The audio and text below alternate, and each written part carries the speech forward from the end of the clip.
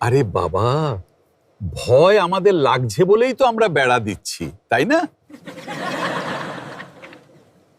ভারত একজন স্বনামধন্য লোক এক শোতে সম্প্রতি বিজেপি বিএসএফ উত্তেজনার প্রসঙ্গে তিনি বলেছেন, আরে বাবা, ভয় তো আমাদের লাগছে বলেই তো আমরা বেড়া দিচ্ছি, তাই না? কি জন্য বলেছে আমি তো যা বোঝার বুঝেছি, বাকিটা আপনারা বুঝে নিন নিজ দায়িত্বে। তবে বোঝার আগে আমার কথাগুলো একটু শুনে নেন।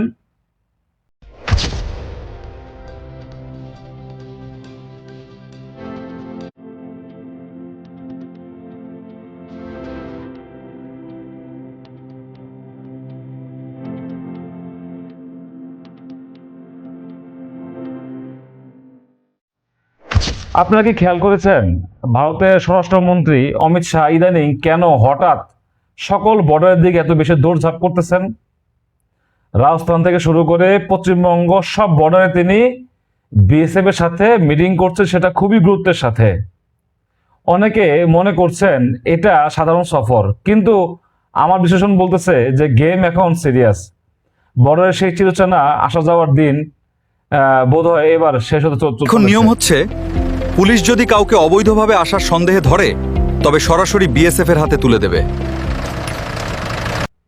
দেখেন, আগে খেলাটা কেমন ছিল জানেন? বিএসএফ কাউকে ধরলে পুলিশের কাছে দিত আর পুলিশ তাদের ভিড়ের মাঝে ছেড়ে দিত। কিন্তু এখন পশ্চিমবঙ্গ আর আসামের রাজনীতির হাওয়া বদলে গেছে। এখন নিয়ম হচ্ছে, পুলিশ যদি কাউকে অবৈধভাবে আসার সন্দেহে ধরে তবে সরাসরি বিএসএফ এর হাতে তুলে দেবে।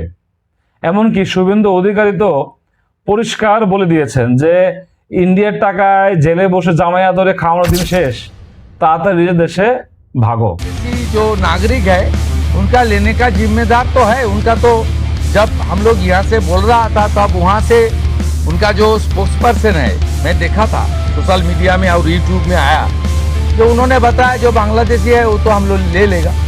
तो ये सब बांग्लादेशी है तो ले लेना चाहिए, लेकिन ये लोग को पुलिस को हम लोग बता दिया जेल में भेजने का जरूरत नहीं है। देश के रुपया में खाना खाएगा, कपड़ा देगा, मेडिसिन देगा। एक दामाद है ये लोग। जल्दी जल्दी भागो, जल्दी जल्दी भागो, नहीं तो जो करना है सरकार करेगा। আমার চ্যানেলের আগের একটা ভিডিও দেখুন, এরপরে বলতেছি। কিলোমিটারের সীমানায় কি প্রায় প্রতি 20 কদমে একজন পাহারা দেওয়া সম্ভব না? কিন্তু তাহলে মানুষ ওপারে যায় কেন? দেখুন, বিশেষজ্ঞদের মতে এটা সম্পূর্ণ ডিমান্ড আর সাপ্লাইয়ের খেলা। যদি কোনো দেশের সস্তা শ্রমের চাহিদা থাকে বা রাজনীতির কোনো ইকোসিস্টেম তৈরি হয়, তবে সাপ্লাই তো পার্শ্ববর্তী দেশ থেকে যাবে, তাই না? মানুষ তো কাজের খোঁজেই জীবনের ঝুঁকি নেয়। এটা শুধু আমাদের দেশেই নয়, আপনি যদি দেখেন আমেরিকার মতো সুপার পাওয়ারও কিন্তু মেক্সিকোর বর্ডার দিয়ে আসার লোক রুখতে পারতেছে না।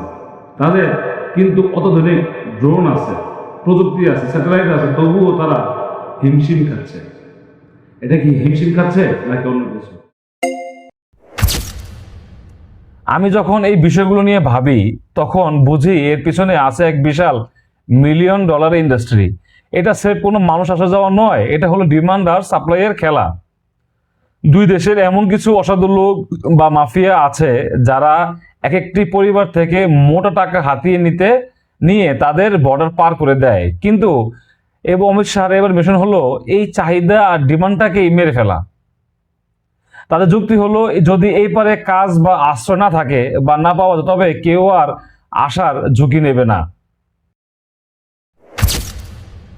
দেখেন, সবচেয়ে যে বড় খবর সেটা হলো মালদা ও মুর্শিদাবাদের মতো বর্ডার এলাকায় এখন ডিটেনশন সেন্টার বা হোল্ডিং সেন্টার তৈরি হচ্ছে, যেখানে অভিযুক্তদের রাখা হচ্ছে এবং তাদের বায়োমেট্রিক বা আঙ্গুলের ছাপ নেওয়া হচ্ছে। একবার যদি এই রেকর্ড হয়ে যায় তবে ভবিষ্যতে তাদের জন্য ইন্ডিয়ার দরজা সারা জীবনের জন্য বন্ধ হয়েও যেতে পারে। এর ফলে বর্ডারে এখন এক অদ্ভুত দৃশ্য দেখা যাচ্ছে। হাজার হাজার মানুষ আইনি জটিলতা এড়াতে নিজেরাই ফিরে যাওয়ার চেষ্টা করতেছে। দেখেন, আরেকটি বড় পরিবর্তন হলো জমি বা ফেন্সিং। আগে ফেন্সিং বা কাঁটাতারের বেড়ায় অনেক গ্যাপ ছিল, কারণ রাজ্য সরকার জমি দিচ্ছিল না। কিন্তু এখন মাত্র 45 দিনের টার্গেট নিয়ে 600 একর জমি বিএসএফ কে দিয়ে দেওয়া হচ্ছে, যাতে বর্ডার পুরোপুরি সিল করা যায়। ইন্ডিয়া এখন এই ব্যাপারে জিরো টলারেন্স নীতিতে এগোচ্ছে।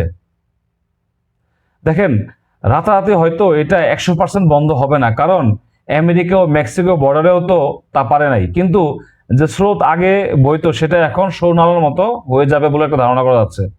2016 সালেই ভারত জরিপে উঠে এসেছে দ্য ইন্ডিয়ান এক্সপ্রেসের নিউজে যে 2 কোটি বাংলাদেশি ভারতে বসবাস করে, আর এখন ইন্ডিয়া দাবি করছে তাদের দেশে প্রায় 3 কোটি বাংলাদেশি আছে, যা আমাদের মোট জনসংখ্যার 10%-এরও বেশি।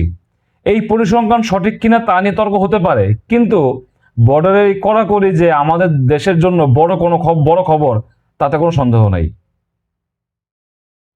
তো বন্ধুরা, আপনার কি মনে হয়, এই নতুন কড়াকড়িতে দালালদের যে সিন্ডিকেট সত্যি কি ভাঙবে, নাকি সাধারণ মানুষরাই বেশি ভোগান্তিতে পড়বে? আপনার মূল্যবান মতামত আপনি কমেন্টে জানাতে পারেন। ধন্যবাদ।